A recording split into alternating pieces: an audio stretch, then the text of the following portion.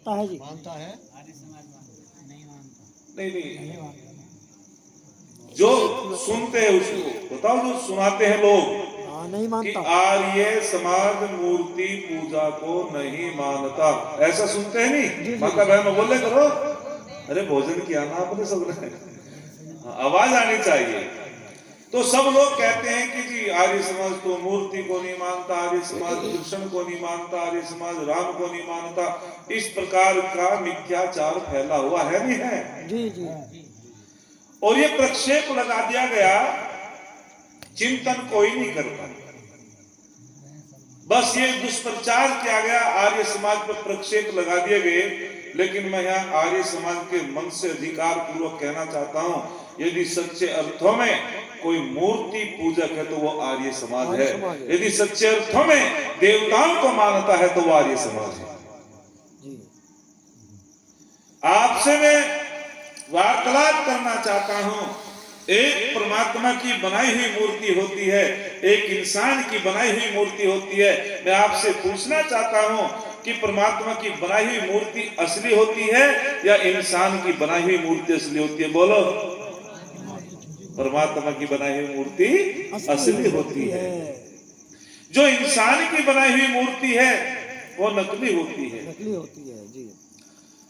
मेरा सूरजकुंड आर्य समाज मेरठ में 1 घंटे का प्रवचन था, और जब मैं प्रातः काल जा रहा तो वहां एक मूर्ति, और मूर्ति पे जो है सवार, और उसके हाथ में जो है भाला है, तलवार है, और उसके ऊपर पक्षी बैठे हैं, और पक्षी उस पर विष्टा भी कर रहे हैं। लेकिन याद रखना लोगों, उस पक्षी को पता है मूर्ति तो है लेकिन नकली, भाला तो है नकली, तलवार तो है नकली, वे कोई भी उसको भय नहीं, वो निर्भीकता से उसके ऊपर विष्टा करता है, और प्रातः काल बैठता है, सायंकाल बैठता है। एक व्यक्ति ने पत्थर का चूहा बना करके और बिल्ली के सामने रख दिया, लेकिन बिल्ली उसकी तरफ को देखती भी नहीं है। उसको इतना बोध है, इतनी समझ है, यदि मैंने इसमें मुंह मारा दांत टूटेंगे, मिलेगा कुछ नहीं। वारे वाह इंसान, तू पशु पक्षियों से भी बदतर हो चुका।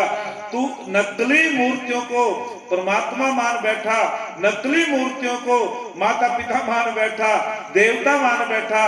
बस मैं आपके बीच में कहना चाहता हूं, आर्य समाज जिस मूर्ति की पूजा करता है, आर्य समाज जिस मूर्ति का सम्मान करता है, वो इंसान की बनाई हुई मूर्ति का नहीं, परम पिता परमात्मा की बनाई हुई मूर्ति का सम्मान करता है, उसका सम्मान करता है।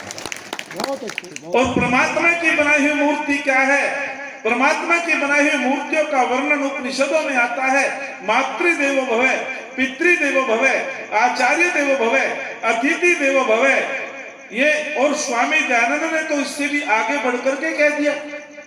ऋषि दयानंद का चिंतन देखो, कह दिया गया उपनिषदों में, शास्त्रों में, परम पिता परमात्मा के बाद में यदि किसी को देव कहा गया, ध्यान दे करके सुनेंगे जरा, यदि ईश्वर के बाद में किसी को देवता कहा गया तो मातृदेवो भवे। सारे दिन बहुत तुलसी सिंचे और साथ से एक गिलास पानी मांगे तो दांत विंचे, और फिर के शांति नहीं। जो सच्ची देवी है उसको एक गिलास पानी नहीं, और जिसको पानी की जरूरत नहीं उसको पानी देते हो। तो इसीलिए आज विपरीत दिशा में हमारा समाज जा रहा है। क्या बात है। क्या सास देवी से कम है? बोलो, क्या सास माता देवी नहीं है? क्या ससुर पिता नहीं है? ये सबसे बड़ी कमी आई। हम विपरीत दिशा में चलने लगे तो कहा गया मातृदेवो भव, माँ को देवता कहा, पितृदेवो भव, पिता को देव कहा, अतिथि देवो भव। अच्छा, अतिथि किसे कहते हैं? बोलो। मैं इनसे पूछना चाहता हूं, माता बहन से बोलो। इन्होंने कह दिया अतिथि कहते हैं मेहमानों को, जो मेहमान है वे अतिथि है। कुछ कहते हैं जी जो अचानक आ जाए वे भी अतिथि हैं, बिना अतिथि के आ जाए। लेकिन याद रखना, कुछ का उत्तर होता जो मेहमान है वे अतिथि हैं, कुछ कहते हैं जो अचानक आ जाए वे अतिथि हैं। लेकिन याद रखना, ऋषि दयानंद ने क्या परिभाषा दी अतिथि की, जरा चिंतन करेंगे। मेहमान जो आ जाते हैं वो अतिथि नहीं, सब मेहमान अतिथि नहीं होते। सब मेहमान अतिथि बोलो नहीं होते। कौन होता है अतिथि? कुछ कहते हैं जो अचानक आ जाए, बिना तिथि के आ जाए। बिना तिथि के तो चोर भी आवे, वही का कोई तिथि रख के आवे। बोलो कोई नहीं। क्या वो भी अतिथि है? अच्छा मामा आए, फूफा आए, बहुत दिनों बाद आए। मैंने कहा जा रहे हो? बोले फूफा जी आए। मैंने कि फिर? बोले फूफा जी आए हैं, उधर खाना तैयार है, उधर लेकिन पैक लेते हैं, बिना पैक के भोजन नहीं करते। क्या वो भी अतिथि है? जी नहीं, वो अतिथि नहीं है। वो फूफा हो सकता है, मामा हो सकता है, मौसा हो सकता है, लेकिन स्वामी दयानंद क्या परिभाषित करते हैं? अतिथि किसे कहते हैं? जो जितेंद्रिय हो, परोपकारी हो, वेद का विद्वान हो, धर्मात्मा हो, आचार्य हो, कोई सन्यासी हो, ऐसा विद्वान आपके घर यदि अचानक आ जाए, उसे अतिथि कहते हैं। वो अतिथि यज होता है, उसका सम्मान करना चाहिए, वो अतिथि होता है। स्वामी दयानंद ने कहा अतिथि देवो भव, आचार्य देवो भव। आचार्य को भी देवता कहा, और फिर कह दिया कि जिनके घरों में देवताओं का यजन नहीं होता, पूजन नहीं होता, और दो प्रकार के देवता होते हैं, एक जड़ देवता होता है, एक चेतन देवता होता है। चेतन देवताओं की बात मैं तुम्हारे सम्मुख कर रहा हूं, और जो जड़ देवता है वे 33 प्रकार के होते हैं, और उनका मुख अग्नि होता है।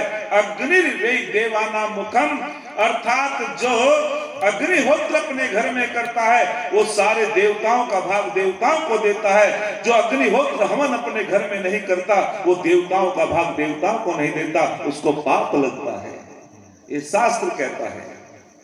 चेतन देवता और जड़ देवता, 8 वसु, 11 रुद्र, 12 आदित्य, इंद्र और प्रजापति, 33 कोटि। कोटि माने प्रकार के थे, लेकिन उन्होंने कोटि का अर्थ करोड़ कर दिया।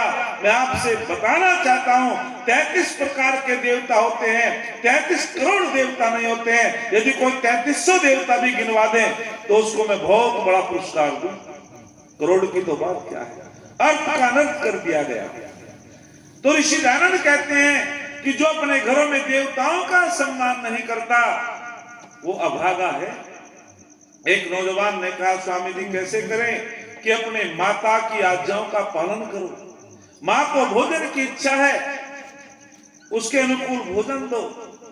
अपने पिता की आज्ञाओं का पालन करो, उनकी सेवा करो, अतिथियों का आदर सत्कार करो, ये देवता है।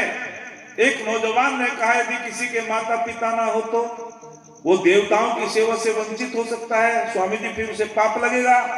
तो स्वामी जी ने कहा कोई अतिथि आए उसको देवता मानो। अतिथि मैंने बताई दिया कौन है जी, उसको देवता मानो। बोले यदि अतिथि भी ना आए किसी दिन तो हम तो देवताओं की सेवा से वंचित रह जाएंगे। बोले कोई आचार्य, बोले आचार्य भी ना आए तो मेरा दयानंद क्या कहता है कि सुनो बेटा, यदि माता पिता भी कहीं बाहर हो या किसी के न हो, अतिथि भी ना आए, आचार्य भी ना आए, तो स्वामी दयानंद आगे बढ़कर के कहता है कि आप देवताओं की सेवा से वंचित नहीं रह सकते। बोले स्वामी जी कैसे? तो तब मेरा ऋषि दयानंद कहता है माता बहनों जरा ध्यान देंगे। तो स्वामी जी ने कहा यदि उस दिन माता पिता भी नहीं है, आचार्य भी नहीं है, अतिथि भी नहीं घर में आए, तो पत्नी को पति देवता समझना चाहिए और पति को पत्नी देवता समझना चाहिए। एक दूसरे का सम्मान करो लेकिन वंचित मत रहो। वाह रे वाह, हमारे शास्त्रों में कितनी बड़ी बात कह दी नारी के लिए। देवताओं का सम्मान करो। तो मैंने जो आपके बीच में कहा था कि आर्य समाज सबसे सच्चा मूर्ति पूजक है, लेकिन जो भगवान की बनाई हुई मूर्ति है उसका सम्मान करता है, और जो इंसान की बनाई हुई मूर्ति है वो जड़ है, और जड़ों को पूजने से बुद्धि जड़ हो जाती है। याद रखना, जड़ों को पूजने से बुद्धि जड़ हो जाती है। तो मैंने आपके बीच में 2-3 बिंदु रखे थे, आप समझ गए होंगे कि आर्य समाज मूर्ति का समर्थन करता है। और आपको एक उदाहरण दो, जो लोग कहते हैं कि ये भगवान कृष्ण को नहीं मानते, जो लोग कहते हैं भगवान राम को नहीं मानते, जो लोग कहते हैं मंदिरों को नहीं मानते, अरे मैं आपसे पूछना चाहता हूं, किसी आर्य समाज के विद्वान ने किसी मंदिर को तोड़ा हो, किसी मूर्ति का अपमान किया हो? जब जब इस सनातन कहने वाले हिंदुओं को जब जब भी हमारे जितने भी सनातनी भाई थे, हिंदू भाई थे, और उनके मंदिरों के ताले लगा दिए गए, मंदिरों में आरती बजनी बंद करा दी गई, उनको पीटा मारा, उनके जो है यज्ञ तप सब बंद करा दिए गए। हैदराबाद के उस्मान अली नवाब ने जब वहां प्रतिबंध लगा दिया गया और उनके मंदिरों में ताले लगा दिए गए, आरती वो घड़ी घंटियाल सब बंद कर दिए गए, उस समय सारे हिंदुओं को वहां पीटा गया, सताया गया और हिंदुओं की हिम्मत नहीं पड़ी। लेकिन याद रखना दुनिया के लोगों, 12,000 आर्य समाज के लोग, 12,000 क्रांतिकारी आर्यवीर वहां गए और स्वतंत्रतानंद स्वामी जी ने नेतृत्व किया, नारायण स्वामी ने नेतृत्व किया और जाकर के वहां उस्मान अली से जाकर के भिड़ गए और कह दिया तेरी हिम्मत कैसे पड़ी हमारे भाइयों के मंदिरों में ताला लगाने की, प्रतिबंध लगाने की। तब उस्मान अली ने कहा था 42 क्रांतिकारी हमारे वहां बलिदान हुए थे और जेलों में गए थे, अड़ गए थे अपने हिंदू सनातनी भाइयों के साथ में हमारे आर्य समाज के लोग। उस्मान अली ने कहा था अरे तुम तो आर्य समाजी हो, तुम क्यों आ गए यहाँ? तुम तो मूर्ति की पूजा नहीं करते हो, निराकार ईश्वर की उपासना करते हो, और ये तो जड़ों की पूजा करते हैं, ये तो राम के पत्थर को पूजते हैं, राम के चित्र को पूजते हैं, कृष्ण के चित्र को पूजते हैं। तब हमारे स्वामी जी ने कह दिया था कि सुन उस्मान अली, ये भी राम को मानते हैं, हम भी राम को मानते हैं, ये भी श्री कृष्ण को मानते हैं, हम भी श्री कृष्ण को मानते हैं, ये भी हनुमान को मानते हैं, हम भी हनुमान को मानते हैं, ये उसके चित्र को पूजते हैं, हम राम के चरित्र को पूजते हैं, हम कृष्ण के चरित्र को पूजते हैं। और ये तो हमारे घर का झगड़ा है। जैसे कैंची चलती है खाली, कैंची के 2 सिरे चलते हैं खाली, कोई दिक्कत नहीं, और यदि कैंची के बीच में कोई आ जाता है उसे काट देती है। उसी प्रकार से सनातनी आर्य होते हैं, आर्य सनातनी होते हैं। ये तो हमारे घर का झगड़ा है, हम निपटारा कर लेंगे, लेकिन तू कौन होता है बीच में? यदि बीच में आएगा तो हम उसे बिना काटे नहीं मानेंगे। ये आर्यों का इतिहास है। प्रक्षेप लगाते हैं आर्य समाजों को गाली देने वाले, तुम पाप लगेगा उन लोगों को। जब जब हमारे देश पर आपत्ति आई, मंदिरों पर आपत्ति आई, आर्य समाज सीना तान करके अड़ गया और कहीं भी पीछे नहीं रहा। चाहे शास्त्रार्थ की बात हो, जब भी पौराणिक लोग दबते चले गए तभी आर्य विद्वानों ने उनका सम्मान बढ़ाया। मैं उधर जाना नहीं चाहता, लेकिन मैंने आपके बीच में समाधान किया कि आर्य समाजी मूर्ति का सम्मान करता है। जो परमात्मा की बनाई हुई मूर्ति है उसका सम्मान करो, उनका आदर सत्कार करो, निश्चित रूपेण हमको पुण्य लगेगा।